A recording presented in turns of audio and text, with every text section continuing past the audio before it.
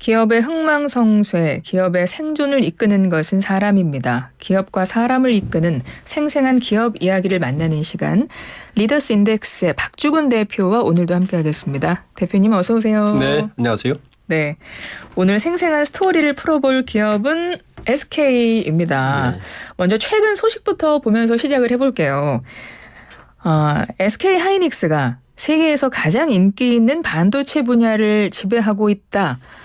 미국의 월스트리트 저널이 지난 27일에 이런 내용을 담은 집중 조명 기사를 냈어요. 요즘에 이 기업이 높은 평가를 받고 있네요, 대표님. 네, 이제 엔비디아 때문인데요. 네. AI 이제 본질은 AI죠. 그렇죠. 그러니까 재밌는 거는 엔비디아나 SK 하이닉스나 소위 말해서 뒷걸음질 치다가 지잡은 격입니다. 왜냐하면 그렇습니까? 엔비디아도 이 AI를 위해서 사실은 엔비디아가 만들어지지 않았어요. 예, 그래픽 카드를 만들 때 그 젠슨 황이 그 백렬 처리를 하면 좋겠다는 생각으로 만들었는데 그게 제일 처음에는 비트코인, 코인 채굴에 이용됐다가 최근에는 AI에 굉장히 많은 데이터를 한꺼번에 처리를 하다 보니까 백렬 데이터를 처리하다 보니까 그 엔비디아의 그래픽 카드 형태의 필요해서 뜬 거거든요. 그래서 네. 이미 시가총액이 1,000조가 넘었지 않습니까? 전 세계적으로 1,000조가 넘는 기업은 제가 5개밖에 되지 않습니다.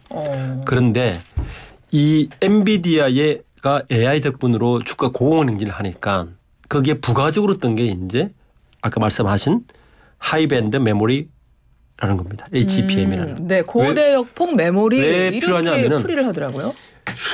굉장히 많은 그 노드라고 부르는 수많은 데이터를 한꺼번에 백렬치를 하다 보니까 거기에 들어가는 데이터를 한꺼번에 집어넣고 빼려고 하는 고대역 폭의 메모리가 필요했던 거죠. 네네. 그런데 하이닉스도 이게 AI에 사용될지도 모르고 개발한 거죠, 사실은. 10년 전에. 그렇죠. 네. 그냥 하다 보니까 이게 맞물려서 지금 각광을 받게 된 겁니다. 그런데 우리가 반도체 하면 항상 메모리 반도체 하면 어디죠? 삼성전자에 있는데 그렇죠. 이게 이제 하이닉스가 삼성전자보다 먼저 개발했고 시장 진출도 높아요. 요 분야에서만큼은. 그러다 보니까 지금은 삼성전자가 따라가는 입장이거든요. 예. 그러다 보니까 월스트리트저널이 엔비디아 AI로 굉장히 엔비디아의 주가 공공행진하는데 하는데 그 누가 혜택을 보느냐 찾아봤더니 SK 하이닉스다. 이렇게 같이 뜬 거죠. 그러니까요. 그래서 요즘에 SK 하이닉스 기사가 계속 나오기도 하고 또 주식 투자자들도 그래서 더 주목해서 보는 기업 중에 하나이기도 하고 그렇습니다. 근데 SK 하이닉스가 아니라도 이미 SK는 저희가 이 시간에 꼭 짚어봐야 하는 그렇죠? 그런 기업의 네. 하나인 거는 분명해요. 그래서 오늘 SK 이야기를 본격적으로 해볼 텐데요. 사실 SK 하이닉스 덕분에 반도체가 요즘 이제 가장 먼저 떠오르는 이제 기업 이미지긴 해요. SK 하이닉스, 반도체 이제 이렇게.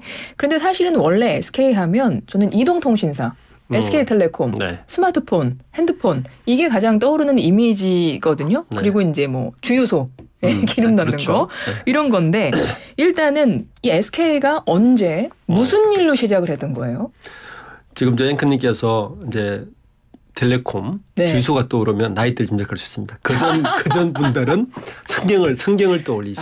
괜히 얘기했네. 네. 선경. 그렇죠. 근데 사실 저 선경도 기억나는데. 네, 성경을 떠올리죠. 뭐 아동 엘리트 교복 뭐 이런 거. 저 그 말씀 드리려서 선경이 거기서 연결된 거군요. SK가 성경이죠. 맞아요. 학교 다닐 때 저희 때 선경, 스마트 교복 많이들 입었어요. 장학 퀴즈 뭐 이런 거. 장학 퀴즈도 SK입니까? 그렇죠. 그러니까 이게 그 창업자는 최종건 전 회장이에요. 최종건 창업주. 정확하게는 그렇죠. 최종건 그 회장이 창업을 하는데 우리나라 5대 그룹 중에 유일하게 해방 이후에 창업된. 그래요. 예. 그 전에는 삼성도 그렇고 현대도 그렇고 다 해방 이전이죠. 훨씬 더 1930년대 막 이렇게 거슬러 올라갔었는데. LG도 이야기 말씀드렸고 현대도 말씀드렸고 그렇죠. 다 해방 이전에 이미 시작을 했었는데 SK그룹은 유일하게 해방 이후에 시작한 그룹입니다. 해방이 되고 나서 그 당시에 우리나라에 되게 자본이 없었잖아요. 네. 그 당시에 유일하게 남은 자본은 일본인들이 도망가다시피 남기고 간 기업체밖에 없었어요. 그리고 미군정이 들어서고 나서 그나마 버리고 간 그 자본을 우리는 적산 자본이라고 그러는데 네. 적산 자본을 한국인들에게 불화를 하기 시작했습니다. 누구에게 불화하겠습니까? 당연히 그 기업에 근무를 했거나 그 기업에 관련 있는 사람에게 유리한 조건 불화를 하지 않았겠습니까? 그렇겠죠. 그리고 그게 파격적인 조건도 많이 줬어요. 그렇게 탄생된 그룹이 국내에 몇 개 있는데 대표적인 게 이제 SK그룹입니다. 그리고 하나그룹도 그래요. 네. 하나그룹은 그 인천에 있는 그 화학 공장을 인수하면서 하나가 된 거고, SK그룹은 그 최종건 그 창업주가 1926년생이세요. 네. 고향이 어디시냐면은 수원입니다. 아, 그래요. 그래서 SK가 수원 뭐 이렇게 연관이 있는 거예요. 스포츠랑 좀 연결이 되잖아요. 당연히 하죠. 그렇죠. 수원 벌말이 이분 고향이세요. 그렇군요. 그래서 그 장남으로 태어났는데 사형제 중에서 이 최종건 회장은 장남이면서 성격이 강했고 그 밑에 동생이 최종현 회장인데 지금 최태원 회장의 아버지죠. 아, 그렇군요. 그러니까 창업주가 최태원 회장의 큰아버지인 거예요. 그러니까 최종건 창업주의 자녀분 누구냐면 최신원 SK네트워크스 회장. 최시원. 그다음에 최창원 SK케미컬 회장이에요. 그러니까 사촌간이죠. 지금 SK그룹은 사촌간이 경영을 하고 있습니다. 그리고 이 최종건 창업주의 동생이 최종현 회장인 최종현 회장의 아들이 최태원 회장입니다. 아, 네. 그러니까 지금은 창업주의 조카가 되는 거죠. 그러네요. 그러니까 최종건 창업주의 아들은 최신원, 최창원, 최창원이고 네. 그 동생인 최종현 회장의 아들이 최태원, 최기원, 최재원. 그렇군요. 네. 그래서 이게 사람들 많이 헷갈려하시는데. 네, 그런데 이제 차이점이 뭐냐면 이 최종건 회장은 소학교를 나와서 기계 공고를 나와서 또 사대그룹 출신 유일하게 기계를 전공했어요. 공학을 한 거죠. 네. 그러다 보니까 이제 처음에 수습사원으로 44년도에 입사를 하는데 그게 바로 성경입니다. 아, 그렇고 선경부터 시작이네요. 그런데 네. 수습한 지 1년 만에 해방이 된 거예요. 근데 일본이 버려 도망갔잖아요. 네. 그거를 누가 맡았겠습니까? 최종건 회장이 직원들과 연합해서 처음에는 공장장 비슷하게 조합 행동을 시작했죠. 네. 근데 그래도 5년 동안 잘 이끌었는데 또 뭐가 터졌습니까? 6.25 전쟁이 터졌군요. 갔다가 오니까 공장이 완전히 박살난 거죠. 그래서 다시 재건을 해서 그래도 그나마 최종건 회장이 그나마 기계를 아니까 고치고 4대를 살렸어요. 직물기계 4대를. 아, 직물기계. 그래서 SK그룹의 창업 연도가 1953년입니다. 올해가 70주년이 되는 거예요. 그렇군요. 네. 그러면 SK의 그 사업의 그 근간이 되는 처음의 시작은 섬유, 직물 그렇죠. 이 분야였군요. 네. 그러다가 동생인 최종현 회장은 그 공부를 좋아했고 공부를 잘했어요. 네. 그 당시에 미국 유학을 갔습니다. 시카고를 갔습니다. 그래서 유학을 하고 왔어요. 그래서 시카고 학파라 그러는데 그래서 최태원 회장도 시카고에서 공부를 하죠. 그렇군요. 네, 아버지 인양으로. 60년대에 들어서면서 사업이 좀 잘 되니까 형이 동생을 부른 거죠. 같이 한번 이렇게 보자. 그러니까 최종건 창업주가 네. 최종현 동생을 네. 시카고에서 유학하고 있는 동생을 불렀어요. 유학하고 끝나고 불러서 그때 시카고대에서 경제학 석사를 했거든요. 최종 회장은.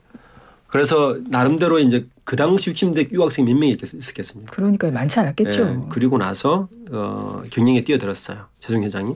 그때 성경 직물로 뛰어들었는데 이제 두 형제가 최종건 회장은 불도저 같은 리더십. 그리고 최종현 회장은 그 유학파인 학구파. 이 두 분이 만나서 시스템과 이 불도저 경이 만나서 시작을 한 게 이제 SK그룹 성경으로 이제 시작을 한다고 보시면 됩니다. 그 이야기가 그럼 1950년대와 60년대까지 이어집니까? 그렇죠. 그리고는 불행하게도 이 두 형제가 불행하게도 두 분 다 폐암으로 돌아가시는데 네. 그러니까 최종건 회장은 너무 빨리 돌아가셨어요. 1973년에 돌아가셨습니다.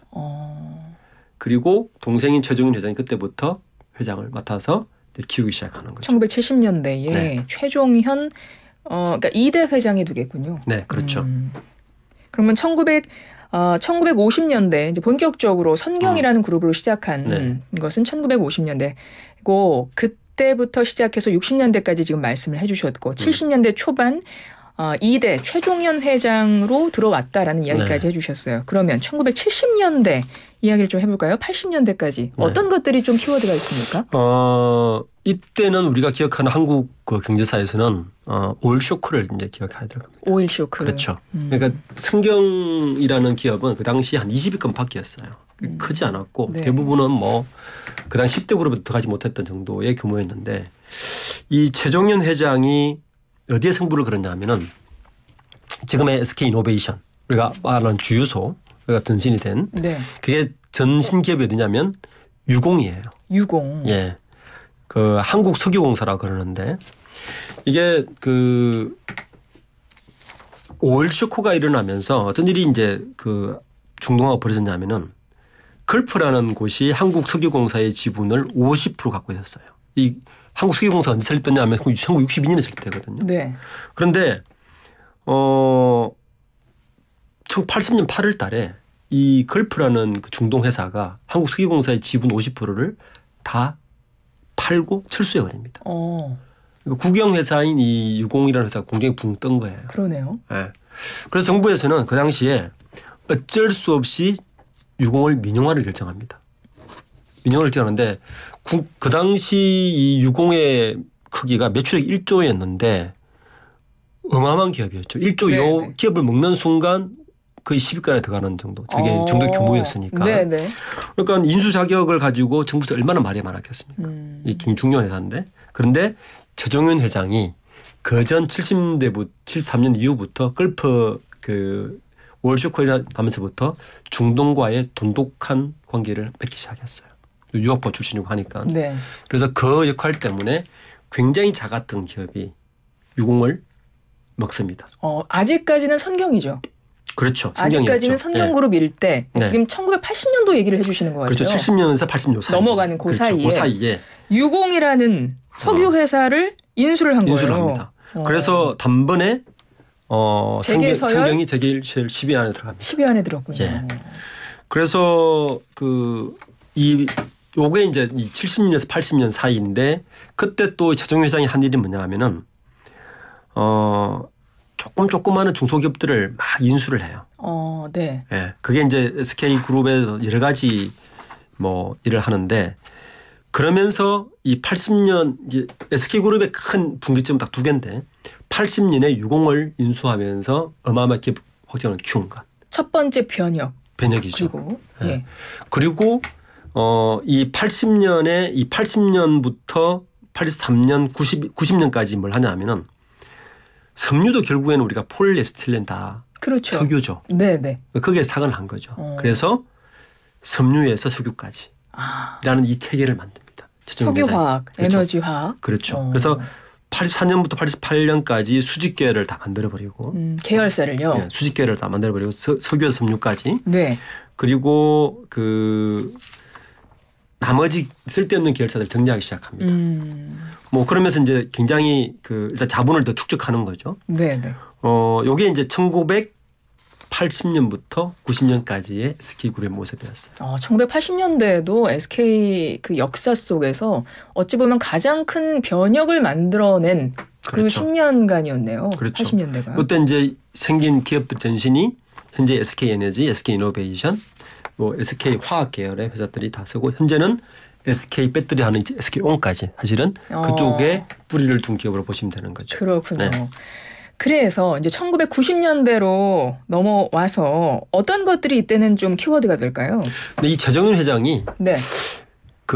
미국에서 유학도 하시고 이런 것 때문에 성견지형이 많았던 것 같아요. 그러니까 80년에 유공을 사실은 인수를 하지만 그전 70년도부터 석유 산업의 중요성을 일깨우고 계속 준비를 하고 있었고 80년부터 90년까지 SK 현재 그 석유나 그 유공을 인수한 이후에 수직계를 만들어서 그걸 체계를 잡았지만 그러던 중에도 뭘 했냐 하면은 5년 3년 이때부터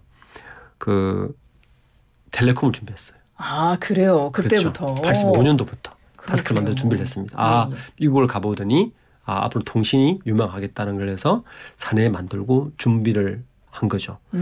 그러면서 그러면서 이제 한쪽에서는 석유화학을 중심으로 한 뭐 SKC 같은 걸 만들어서 뭐 비디오 테이프 같은 거 만드는데 어플리케이션을 되게 가공을 한 거죠. 네네. 석유화학을 기본으로 한 다양한 첨단 어플리케이션을 가공하는 한 사업을 일으키면서 또 한쪽에서는 이 텔레콤을 만드는 만드는 준비를 했던 거죠. 그래서 아까 선견지명이 있었던 것 같다라는 네. 말씀을 그래서 하셨던 거고.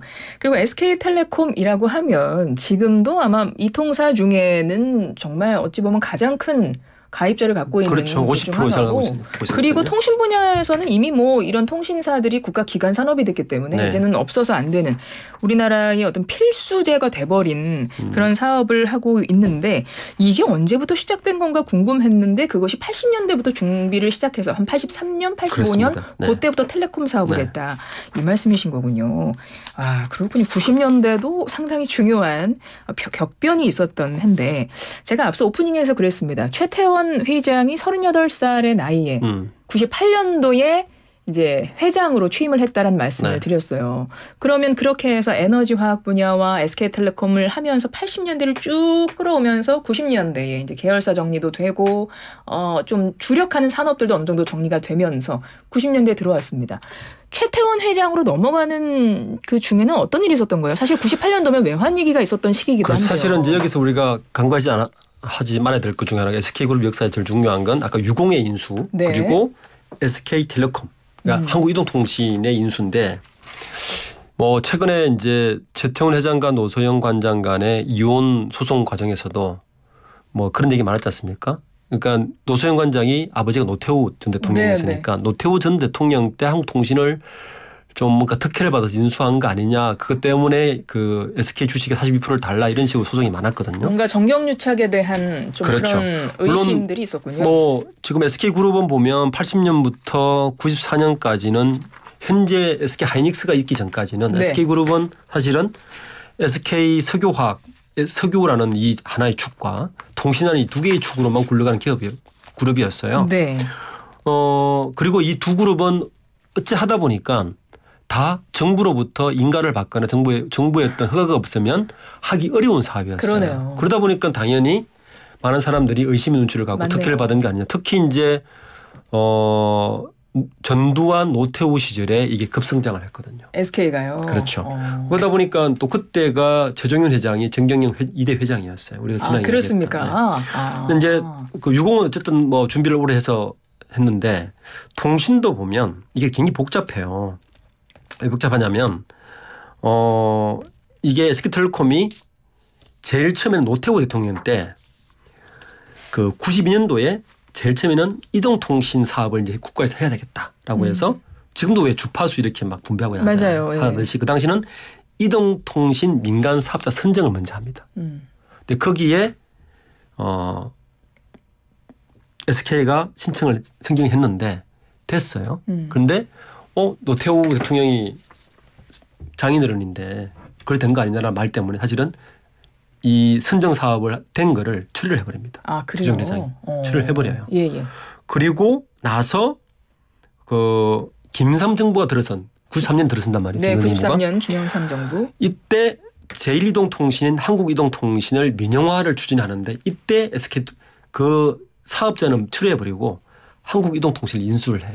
그게 현재 SK텔레콤입니다. 그렇군요. 그러니까 이제 약간 시기점 차이가 있는 거죠. 네. 그러니까 실제 노태우 대통령의 덕을 받기보다는 그거를 최종윤 회장이 아예 뿌리치고 한국이동통신 인수해서 SK텔레콤 된 거니까 이게 이제 그런 악유가 있는데 어쨌든 이 일 때문에 SK그룹은 80년, 90년대를 이 석유화학과 통신이라는 두 개의 산업으로 이제 그룹을 성장시키는 축이 되는 거죠. 그렇군요.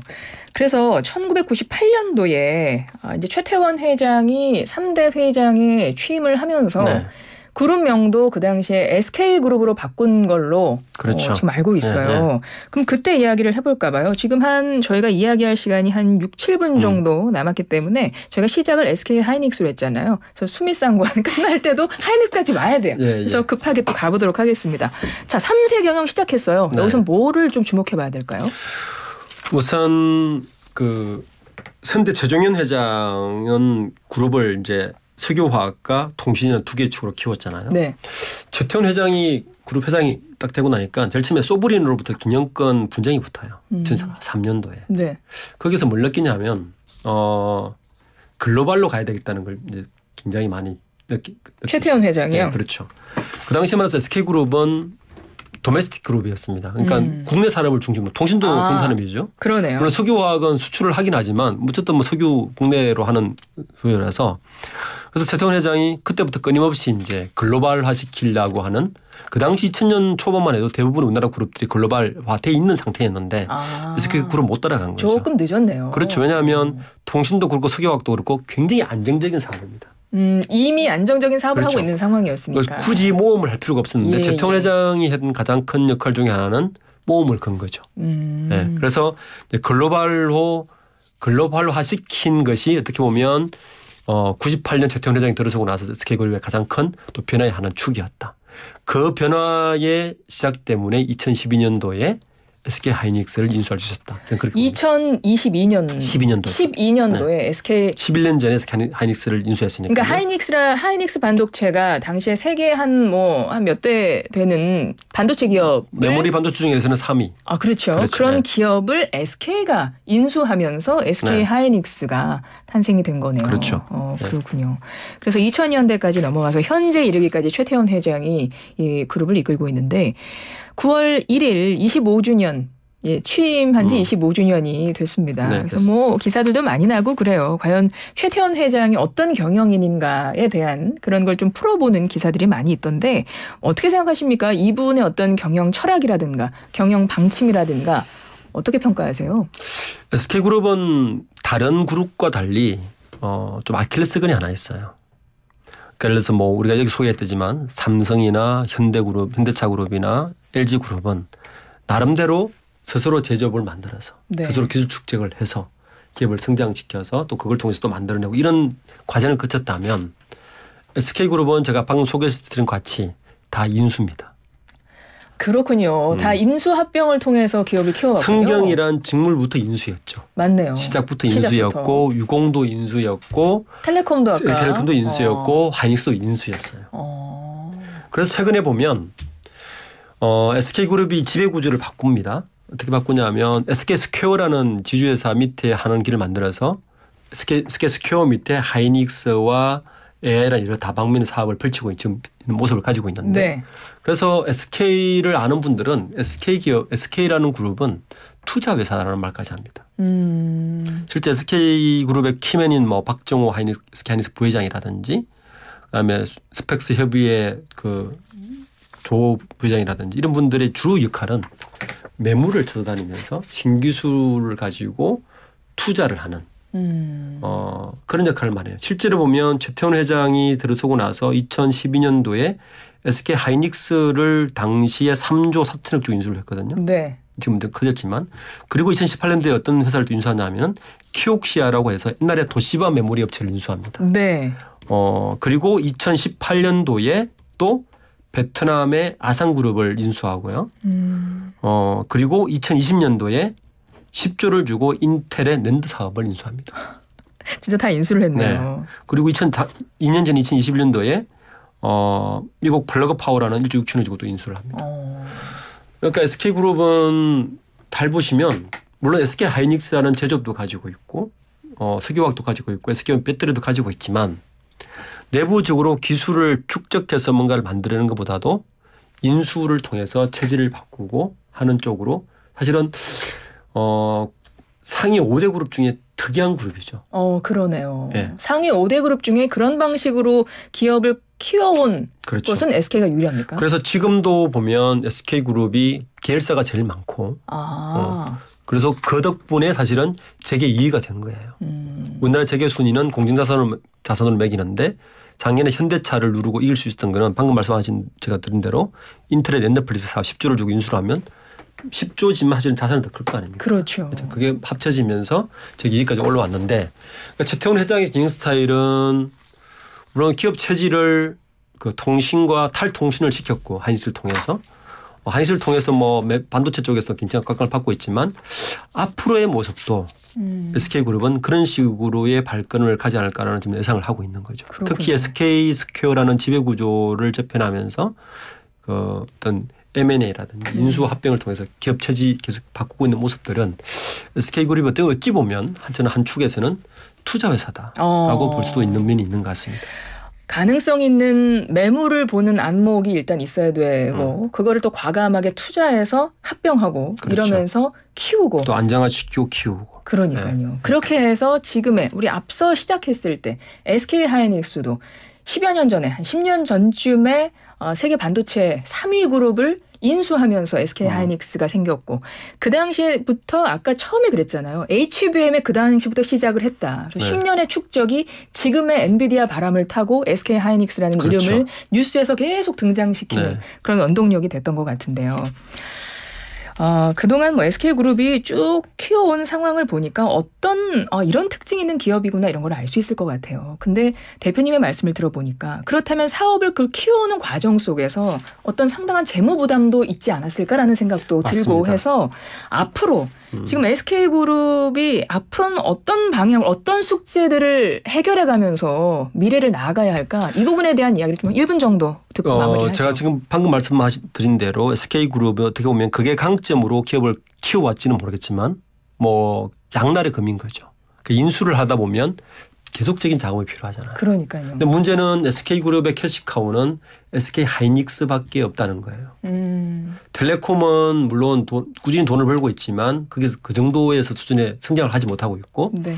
SK이노베이션은 SK1에다가 2차 전지 배터리를 투자를 해야 되기 때문에 계속 돈이 들어가야 되고 결국에는 SK 하이닉스라는 캐시카우를 통해서 꾸준히 자전거처럼 돌려서 투자 활동을 해서 그룹을 키워가야 되는데 캐시카우 그러니까 실질적으로 돈을 벌어오는. 그렇죠. 문제는 SK 하이닉스가 지금 몇 분기 적자를 맞고 있습니다. 특히 그래요. 반도체 산업이라는 게 굉장히 사이클링이 심해서 자, 이렇게 그러니까 재무 부담을 안을 수밖에 없는 구조를 가지고 있는 거예요.